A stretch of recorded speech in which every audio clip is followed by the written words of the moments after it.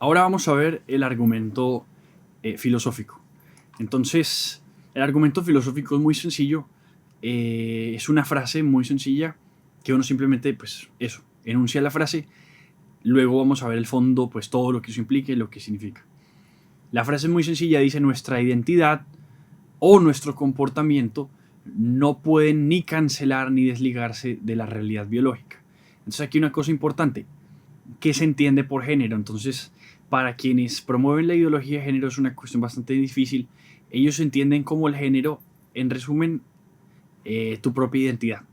Entonces hay una especie de contradicción porque ellos al mismo tiempo que son muy materialistas en el sentido de que afirman ser científicos y que solamente le hacen caso a la ciencia y que no tienen ninguna visión como metafísica o religiosa, al mismo tiempo dicen que tu materia no eres tú, que tú eres como tú te identificas. Y si tu materia no eres tú, entonces tiene que ser algo por fuera de lo físico, sería lo metafísico. Contradictoriamente lo que hacen en el fondo es afirmar que tu verdadero tú eres tu identidad metafísica con la forma como en verdad tú eres. En esta contradicción, en el fondo lo que están diciendo es: tu verdadero tú es lo que tú crees que eres. Esto tiene una relación, por ejemplo, con todas las premisas que todo el tiempo se utilizan en la ideología de género, donde se niega la naturaleza y se explica todo por la cultura, o por ejemplo Simone de Beauvoir, que agarraba pues toda la línea del existencialismo de Sartre, donde afirmaba pues que de alguna forma la esencia era irrelevante, era innecesaria, la existencia precede a la esencia, la existencia cancela la esencia. Entonces es como no tenemos un ser definido, un ser dado, sino que es solamente existencia, un hacer. Entonces nosotros nos hacemos como consideramos, nos construimos.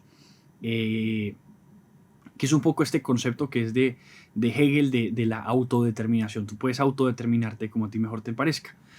Eso es lo que más o menos se propone, y lo que nosotros afirmamos es: pues esa identidad tuya, ese hacer, no puede estar desligado de tu ser. Tú sí tienes un ser definido, y ese ser definido tú lo puedes notar, es evidente incluso por la misma ciencia, que es lo que repasamos en la clase pasada, donde mostramos todas esas características que tenemos, donde se demuestra que se es o varón o se es mujer. Y entonces, por tanto, tu hacer, tu expresión, tiene que ser conforme a esto, tiene que ser conforme al ser que tienes ya definido. Entonces hay una figura que se le conoce como el gender unicorn, y esto se le presenta muchas veces a jóvenes, a niños, especialmente en los colegios. Y este gender unicorn tiene varias características diferentes. Entonces dicen que una de ellas es lo que llaman el sexo asignado al nacer. Entonces ya no es una cosa real que tú tienes, sino es simplemente eso que te asignaron cuando naciste. Pero además de eso tienes la atracción física, entonces es ese corazón amarillo, pero también está la atracción emocional o sentimental de quien te enamoras, que viene siendo ese corazón rojo. Y además de eso, en una nubecita sale un arco iris, y entonces esa es tu identidad de género, cómo te identificas. Mira cómo está un arco iris, como algo metafísico, te identificas como te parezca. Y más o menos los colores del arco iris vienen representando eso, como esa diversidad en identidades distintas. Mira, por ejemplo, Facebook, que admite creo que más de 110 géneros diferentes, y cada día se inventan unos nuevos. Y luego todo el conjunto de eso en unos puntos verdes te dice: esa es toda tu expresión de género. Entonces a los niños les están enseñando esto. Un adulto ve esto y pues le parece ridículo, absurdo, y no lo acepta. Pero a un niño, cuando se le explica esto, y con una figura como un unicornio y en caricatura y todo esto, pues esto llega a su imaginación moral. Y esto pues obviamente está calando y está teniendo unos efectos bastante fuertes. ¿Tú qué vas a hacer? Pues vas a responder precisamente con esa frase sencilla: que nuestra identidad, nuestro comportamiento tiene que ser igual a lo que tenemos, a ese sexo asignado al nacer. Ese es el sexo que tenemos, y no lo podemos cancelar ni podemos desligarnos de él. Pero luego viene una cuestión mucho más profunda, y es ya filosóficamente lo que nosotros consideramos. Entonces, un concepto importantísimo es uno que dio San Juan Pablo II cuando él hablaba de la antropología adecuada. Resulta que en unas catequesis que él dio, unas 129 catequesis que se conocen como el amor humano en el plan divino o la teología del cuerpo, en estas catequesis, cuando él inicia, él empieza a explicar que estamos en medio de una crisis de antropología adecuada. Esto lo dice también en la Centesimus Annus, refiriéndose a los movimientos políticos muy fuertes que niegan como la antropología de la persona, y dice: esta crisis que estamos viviendo es de una antropología inadecuada. Y en la teología del cuerpo dice: antropología adecuada en el fondo es reconocer o comprender al hombre en lo que es esencialmente humano. Entonces, en su esencia, en el fondo, la antropología adecuada, según San Juan Pablo II, tiene que reconocer que tú tienes una esencia. Así como hay una existencia que no se niega, en la que tú te haces, tú construyes, por ejemplo, la persona según su virtud. Una persona más virtuosa pues perfecciona su propia identidad, su ser, y hay personas que no viven la virtud sino que caen en un vicio, incluso denigran o fallan en adquirir su ser, su naturaleza definida. Nunca se pierde la esencia. La esencia es algo que tú recibes y es algo que tú no puedes ni cancelar ni desligar. Y en ese sentido también hay un concepto muy parecido que él ya trató muchísimo, y que especialmente Benedicto XVI en un discurso al Parlamento de Alemania recuerda con mucha fuerza, que él le llama a eso la ecología humana. Entonces él con esto dice, Benedicto XVI en este discurso, que la ecología hoy por hoy es algo incuestionable, es algo necesario.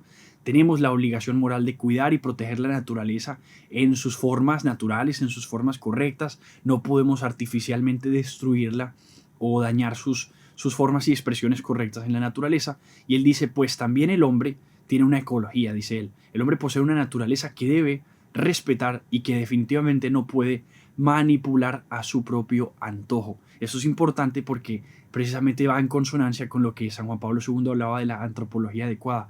Nosotros no podemos manipular nuestra naturaleza. Nuestra naturaleza es una realidad definida y lo que tenemos que hacer es cuidarla como se cuida, por ejemplo, la naturaleza en la ecología. Y en este sentido hay un concepto que sí es antiguo, está desde hace mucho tiempo, está en los filósofos griegos, está en los romanos, y especialmente Santo Tomás lo utilizaba muchísimo, que se conoce como la ley natural. Entonces el concepto de ley natural, según Santo Tomás, es la participación de la criatura racional en las leyes eternas. Las leyes eternas son ese gobierno de Dios sobre las cosas. Dios ha colocado una ley sobre todas las cosas que Dios ha creado, y Santo Tomás dice, nosotros con nuestra razón, con algo que se llama sindéresis, tenemos la capacidad de comprender, conocer la realidad de las cosas. Esto es supremamente importante porque una de las fuerzas, una de las ideologías que más hacen avanzar a la ideología de género, por así decirlo, es el relativismo, donde se dice que nosotros no podemos conocer la verdad, no podemos conocer la realidad, y por tanto todo es relativo y todo depende de cada quien, y cada quien tiene una verdad propia. Santo Tomás diría, no, nosotros tenemos una participación en las cosas creadas, eso se llama ley natural, y esta ley natural, dice él, es autoevidente, nosotros podemos conocerla por nuestra propia cuenta, se nota, dice él, tú puedes notarla inmediatamente, y en ese sentido es autoevidente, por ejemplo, que un varón es un varón, y es autoevidente, por ejemplo, que una mujer es una mujer, y esto lo decíamos en el argumento biológico. Tú ves los cromosomas y tú puedes saber si es varón o es mujer. Tú ves la producción de hormonas y tú puedes saber si es varón o mujer. Tú ves sus características secundarias sexuales y sabes si es varón o mujer. Sus órganos reproductivos internos como sus externos, y puedes saber si es un varón o una mujer. Todo esto siempre es autoevidente. Esta es nuestra posición filosófica. Frente a eso hay un problema bastante grave que se está tratando hoy, y que se está tratando erróneamente. El DSM-5 clasifica la disforia de género como una incongruencia entre el género que cada uno experimenta, expresa, y el que le fue designado. Esto es supremamente importante porque en el fondo estamos reconociendo aquí que hay una enfermedad. Aquí una enfermedad que muchas personas padecen, y es que no, tienen una incongruencia, un trastorno de identidad, en el que comprenden de forma distinta su cuerpo como es y como ellos sienten que se identifican. Y esto es lo que sucede precisamente cuando se les vende, se les recibe, están adoptando las premisas de la ideología de género. Y el problema de esto es que, bueno, además de eso, también está catalogada en el CIE-10, que es el Centro de Diagnósticos Universal, y ahí pues, también se le cataloga como un trastorno de identidad de género. El problema de esto, ¿cuál es? El problema es el trato. Hoy, ¿cómo se está tratando la disforia de género? La disforia de género se expresa en dos formas, según el DSM-5. Hay una que es a etapas tempranas y otra que es en la adolescencia. Que es muy sencillo. Un niño o un adolescente afirma, por ejemplo, si es niño, que se identifica como una niña. Y entonces el psiquiatra, hoy, ¿cuál es el protocolo? Hoy hay un protocolo que consta de 4 partes, en las que el psiquiatra recibe al niño, y lo primero que recomienda, la primera prescripción del psiquiatra, es el cambio social. Entonces cambio social es que el niño empieza a identificarse como la niña, empieza a vestirse como niña, peinarse como niña, tener actitudes de niña, jugar con las niñas, ir a los baños de las niñas, entrar en estos escenarios o espacios, por ejemplo, que son propios de las niñas, y empieza socialmente a ir haciendo como esa transición únicamente social. Luego de eso, si esto permanece, viene una segunda parte que es la de darle drogas de bloqueo a la pubertad. Entonces, como todo está en un proceso donde todavía no se ha definido del todo, lo que se busca es bloquear la pubertad para que luego, antes de que se defina, ya saber qué hacer con él una vez entre en la adolescencia. Esto es gravísimo porque se le está bloqueando algo que es un proceso natural.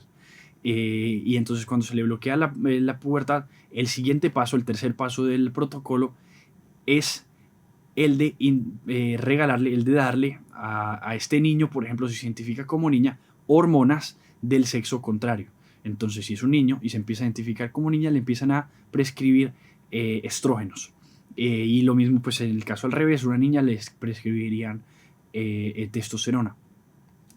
Sí, y aquí viene una parte importante, si luego este adolescente es insistente, persistente y consistente en que definitivamente quiere cambiar su género, como le llaman ellos, luego viene la cuarta parte del protocolo, que es lo que se conoce como cirugía de reasignación de sexo. Esto es bastante grave porque en la mayoría, y hay estudios científicos muy fuertes que muestran que entre el 90 y el 95% de las personas que experimentan disforia de género naturalmente van a crecer por fuera de ella en la adultez. O sea, cuando llegan a la etapa de adultos van a saberla pasar. Pero la realidad es que estos procedimientos, este protocolo cada vez está haciendo a edades más tempranas en la adolescencia.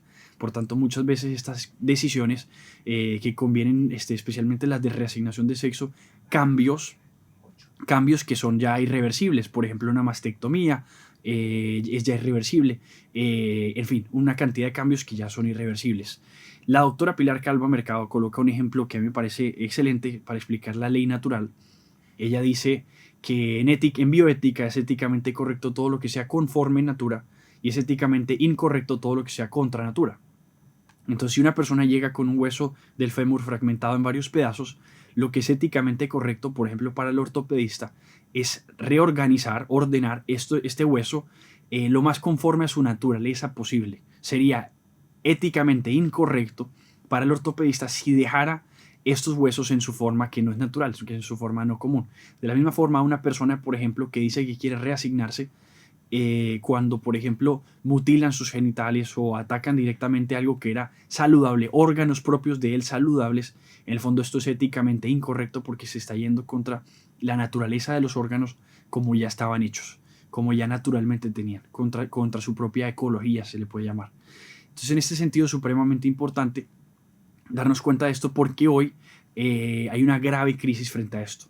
Si, por ejemplo, una persona llegase a experimentar una disforia distinta, como por ejemplo la anorexia, si la persona tiene una disociación, un trastorno en cómo percibe su propio cuerpo, el grosor de su cuerpo, por ejemplo, en el caso de la anorexia, y como en realidad es, el psiquiatra en su trabajo lo que debería tratar de hacer es buscar hacerle comprender a la persona que no existe ningún problema con su cuerpo, que su cuerpo está bien y que es bueno que se identifique con la forma buena que tiene su cuerpo.